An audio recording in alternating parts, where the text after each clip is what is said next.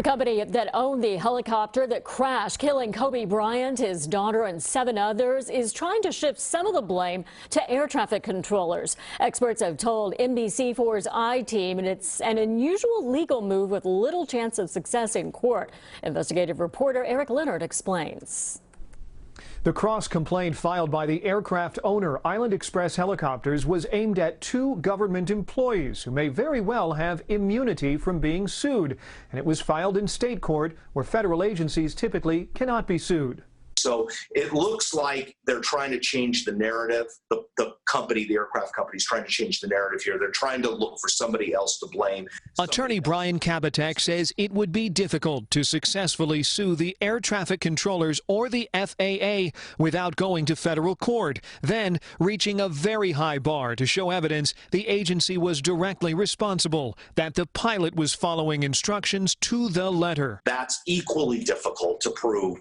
That then, as a result of that, it's sort of what we call the but-for standard. The but-for the air traffic controllers, this aircraft wouldn't have crashed. The helicopter company's new complaint claims 2 air traffic controllers didn't follow the flight of the Sikorsky S-76 carefully enough on the morning of January 26th, and it says they should have offered more guidance to the pilot that the company says in legal documents could have prevented the crash. Van Nuys Helicopter 2 Echo X-ray with you for the special VFR transition. The last minutes of the flight were over Calabasas and Agoura, where investigators say the helicopter was in uncontrolled airspace and the pilot was solely in command. NTSB documents released earlier this year showed the helicopter flew into an area with low clouds and poor visibility and made a sharp turn to the left and descended at high speed into a hill.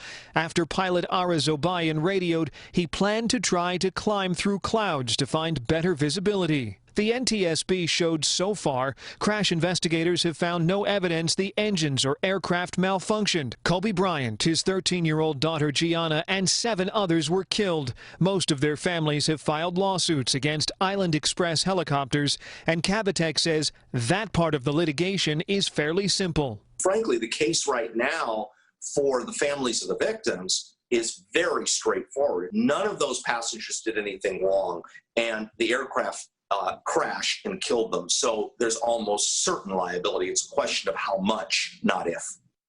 Another legal expert has told us since FAA employees are generally immune from lawsuits and the agency cannot be sued in state court, they suspect there's some other reason this claim was filed. We don't know what that is. Lawyers for Island Express have not returned our inquiries. The FAA says it doesn't comment on pending lawsuits. The cause of the crash remains under investigation.